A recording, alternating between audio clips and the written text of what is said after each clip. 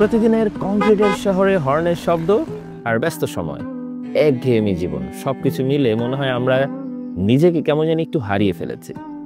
এমনই এক সকালবেলা হুট করে সিদ্ধান্ত, যেতে হবে এমন একটা জায়গায় যেখানে চোখের সামনে মেঘ নামবে আর পাহাড়ের চূড়ায় নিজেকে দাঁড়িয়ে আমরা বলতে পারবো, এই তুই এখনো কিন্তু বেঁচে আছিস।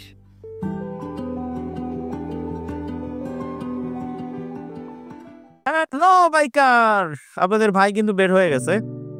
বান্দরবন, মিরিঞ্জা ভ্যালি, লামা, থানচি এইসব জায়গাগুলো চষে বেড়ানো হবে FZ2 সাইড নিয়ে।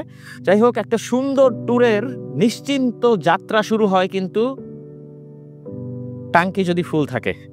সো ট্যাঙ্কি ফুল করতে আসছি, আমার ট্যাঙ্কি অলমোস্ট ফুল, হয়তো 2-3 লিটার তেল ঢুকবে। সো এটাও ঢোকায়নি, তাহলে একদম টেনশন ফ্রি ভাবে চিটং ঢুকে যেতে পারবো। একদম চিটং গিয়ে তারপরে হয়তো বান্দরবনের উদ্দেশ্যে যখন রওনা দিব তখন হয়তো আবার একটু ট্যাঙ্কি ফুল করব। যাই হোক, ফুল নিয়ে নিই, তারপরে আপনাদের সাথে আবার বকবক করবো। টাটা। মাঝে মাঝে খেয়াল করে দেখবেন যে প্রাইভেট কারগুলো যে চলে, সেই প্রাইভেট কারগুলো থেকে পানি খেয়ে পানির বোতলটা ফালায়। এখানে দুইটা মারাত্মক ঝুঁকিপূর্ণ কাজ তারা করে। দুইটা ভুল কাজে, একটা হচ্ছে যে পানির বোতলটা রানিং অবস্থায় গাড়ি থেকে বাম সাইডে ফালায়।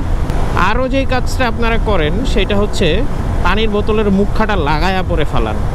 সো যেসব ভাইয়েরা আছেন যারা এরকম গাড়িতে যাচ্ছেন অথবা বাসে যাচ্ছেন বা যে কোনো যানবাহনই হোক, সো সেই যানবাহন থেকে আপনারা পানির বোতল খেয়ে এইভাবে ফালাবেন না।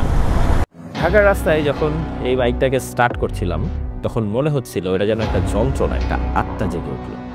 250 সিসির অয়েল কুলিং ইঞ্জিনটা আমাকে টানছে, আর প্রত্যেকটা গিয়ারে ইঞ্জিনের শব্দ আমাকে বুঝিয়ে বলার চেষ্টা করছে, তোর কিন্তু এখানে থামলে চলবে না, চলে আসতে হবে এই পাহাড়ের চূড়ায়।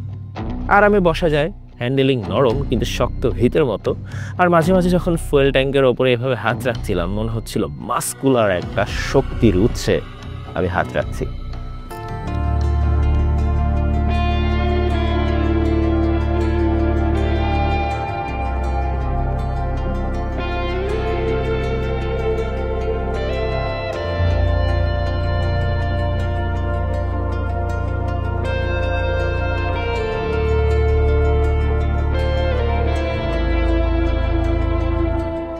ঢাকার জ্যামের রাস্তা, গাড়ির চাপ, এগুলো সামলিয়ে যখন আমি ঢাকার চিটাগং হাইওয়ে ধরে আস্তে আস্তে প্রকৃতির দিকে এগিয়ে আসছিলাম তখন কেন জানি মনে হচ্ছিল বাইকটার ইঞ্জিনের সাউন্ড আর আমার হৃদয়ের যে চাওয়া সব কিছু মিলে এক টিউনিংয়ে চলে এসেছে।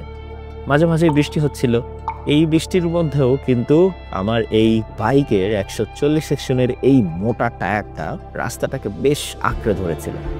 দুপাশে যখন গাছ দেখছিলাম তখন গতি স্লো করে প্রকৃতিটাকে উপভোগ করার চেষ্টা করছিলাম। মাঝে মাঝে মনে হচ্ছিল বাইকটা যেন বুঝে যে কখন আমি গতি চাই আর কখন প্রকৃতি দেখতে চাই। আস্তে আস্তে রাস্তা শুরু হতে থাকে আর আমি ধীরে ধীরে পাহাড়ের চূড়ার দিকে এগিয়ে চলছি। গা ছমছমে কিন্তু চোখে তীব্র এক আকর্ষণ, আমাকে পাহাড়ের চূড়োয় যেতে হবে, সকালবেলা মেঘ দেখতে হবে। সুকিয়া ভ্যালির দিকে যখন ওঠা শুরু করলাম, দুপাশে গভীর খাদ আর সামনে মাটির রাস্তা, নিচে সবুজ এর ছায়া। নেমে তো যাচ্ছি আলহামদুলিল্লাহ, কিন্তু ওঠার সময় যে কি পরিমাণ পেইন নেওয়া লাগবে সেটা জাস্ট চিন্তা করতেছি। পুরো খাড়া ঢাল, একদম পুরো খাড়া ঢাল, কি পরিমাণ এক্সট্রিম এটা ক্যামেরায় আসলে বোঝা যায় না।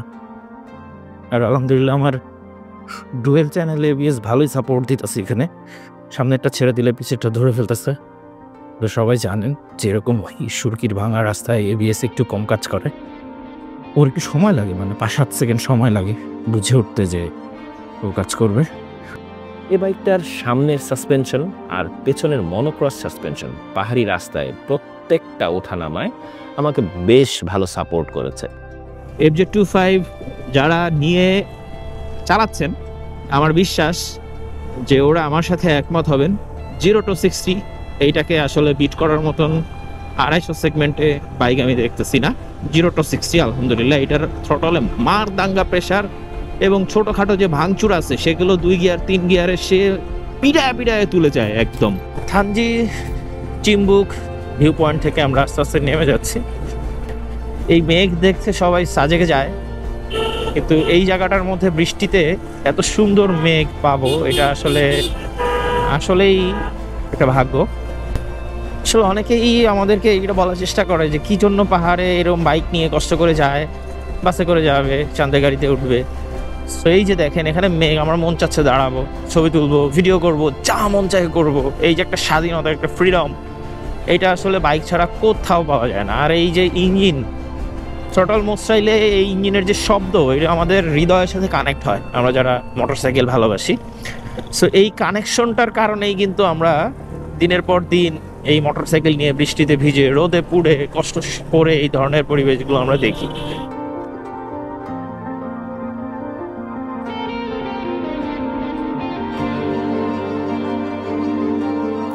শেষমেশ সুখিয়া ভ্যালিতে এসে পৌঁছালাম। আসা মাত্র এখানে টুকটাক বৃষ্টি, উপরে আমরা ঠিক উপরেই আমাদের রিসোর্ট নিয়েছি, সেখানে আমাদের ব্যাগেজগুলো রেখে আবার এই চায়ের দোকানে এসে বসলাম। রাস্তার যাত্রাপথে অনেক ছবি তুলেছি বিভিন্ন সিনারিওর সাথে, সেগুলো দেখছিলাম আর মিলাচ্ছিলাম, আসলে স্মৃতিচারণ করার চেষ্টা করতেছিলাম যে কোন কোন জায়গাগুলোতে কীভাবে দাঁড়িয়েছিলাম। সো বাইকটা থামিয়ে যখন এখানে এসে দাঁড়ালাম, তখন এই জায়গাটার সিনারিও জাস্ট আপনাদের একটু বলি। নিচে মেঘ, উপরে পাহাড়ের চূড়া, মাঝে মাঝে পাহাড়ি কিছু পাখি ডাকাডাকি করছে, আর এই যে টিনের চালের বৃষ্টির টাপুর টুপুর শব্দ, সব কিছু মিলে একটা মোহনীয় পরিবেশ তৈরি করেছে।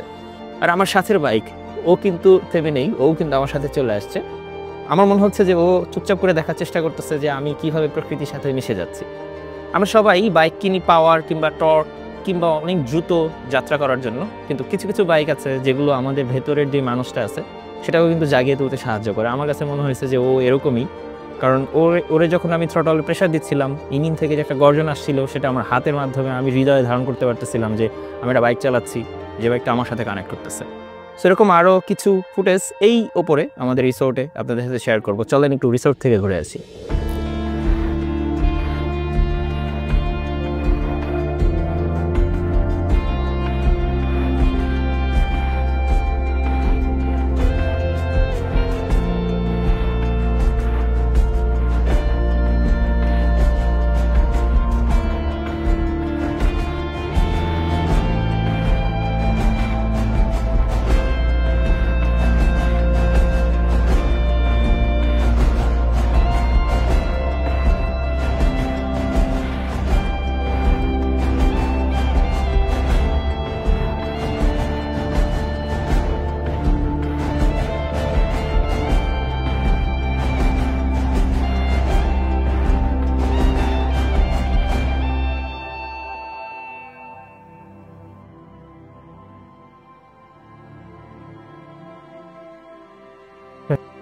এটা কিন্তু শুধুমাত্র ট্যুর ছিল না, এটা ছিল নিজেকে ফিরে পাওয়ার গল্প।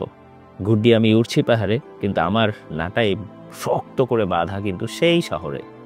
সো নাটায়ের কাছে ফেরত যেতে হবে, ফেরত যাচ্ছি, তবে একবারে কিন্তু না, আবার এই ব্যস্ততা কাটিয়ে এরকম সুন্দর কোনো প্লেসে ভালোবাসার বাইক নিয়ে চলে আসবো। যাই হোক, বাইক সম্পর্কিত এরকম আরও বিষয় জানতে অথবা এই ধরনের ট্যুর স্পটগুলোতে আপনি কীভাবে বাইক নিয়ে ভিজিট করবেন সেই ইনফরমেশনগুলো পেতে আপনি কিন্তু ভিজিট করতে পারেন curiousybiker.com। আর আপনার ভালোবাসার বাইক নিয়ে হাজারো বাইকারের সাথে আলোচনা করতে জয়েন করে ফেলুন কিউরিয়াস বাইকারের ফেসবুক গ্রুপে।